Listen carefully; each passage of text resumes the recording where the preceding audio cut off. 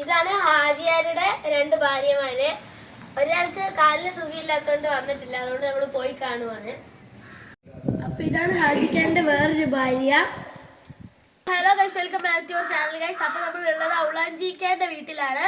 അപ്പൊ ഇദ്ദേഹം കുറെ നാളായിട്ട് പള്ളി കമ്മിറ്റീന്റെ ഭാരവാഹിയായിരുന്നു. അപ്പൊ കുറെ നാളായിട്ട് നബിദിനം നടത്തിക്കൊണ്ട് പോയത് ഇദ്ദേഹം തന്നെയാണ്. അപ്പൊ ഇതാണ് ഔളാഞ്ചിക്കാരന്റെ രണ്ട് ഭാര്യമാര്. ഒരാൾക്ക് കാലിന് സുഖമില്ലാത്തത് കൊണ്ട് നമ്മള് അവിടെ പോയി കാണുന്നതായിരിക്കും. അപ്പൊ 3 ഭാര്യമാരും 21 മക്കളും 200ഓളം പേരക്കുട്ടികളും ഇദ്ദേഹത്തിനുണ്ട്. അപ്പൊ ബാക്കി വിശേഷങ്ങള് ഔളാഞ്ചിക്കയും പിന്നെ ഭാര്യമാരും പറഞ്ഞു തരുന്നതായിരിക്കും.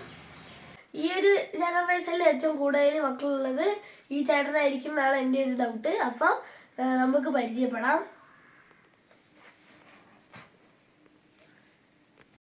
നബിദിന റാലിയൊക്കെ കണ്ടോ?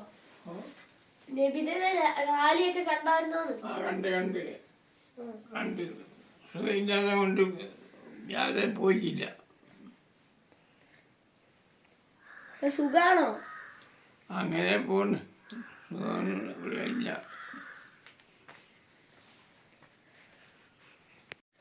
മക്കളൊക്കെ ഇവിടെ അടുത്താണോ?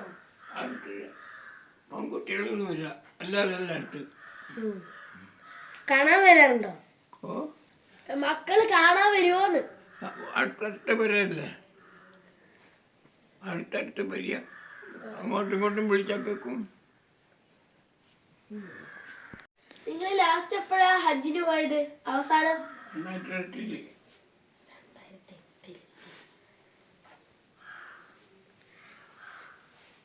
ഭാര്യമാരെയും കൂട്ടിയിട്ട് പോയി.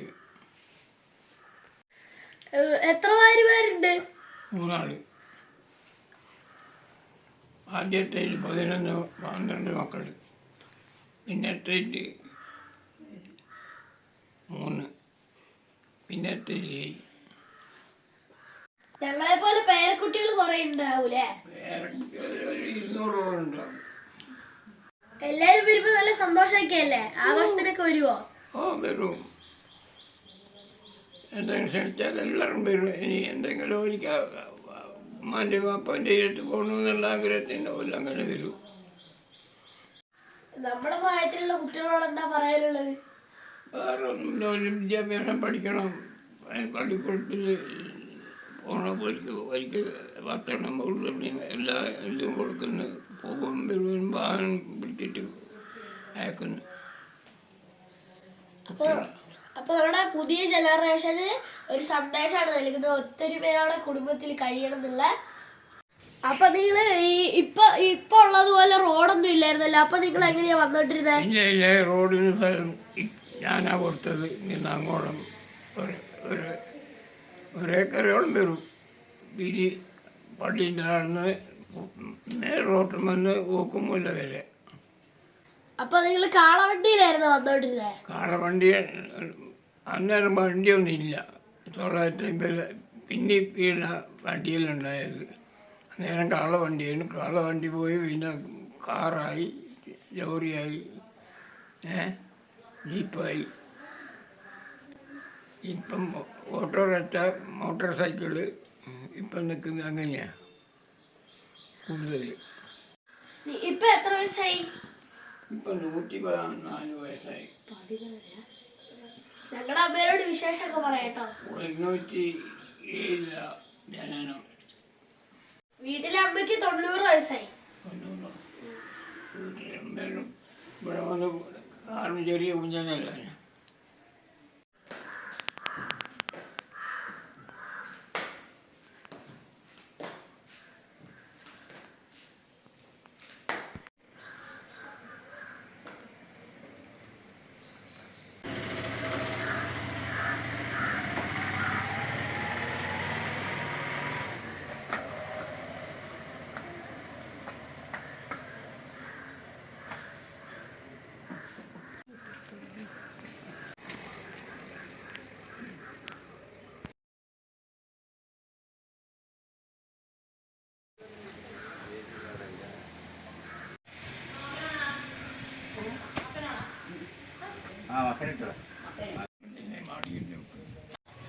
മൂത്തയാൾ ആയിഷ, രണ്ടാമത്തെ ആമിന, മൂന്നാമത്തെ പാത്തു.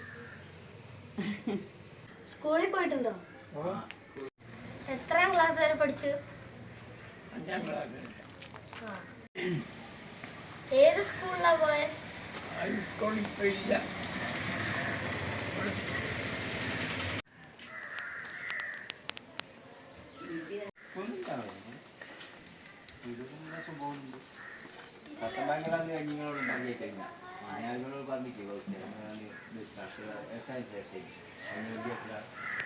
ഞാൻ പൊട്ടുന്നാല് ഞാൻ പിന്നെ പൊട്ടുന്നാല് ഞാൻ ഇവിടെ നെയ്തിനല്ല അന്ന്.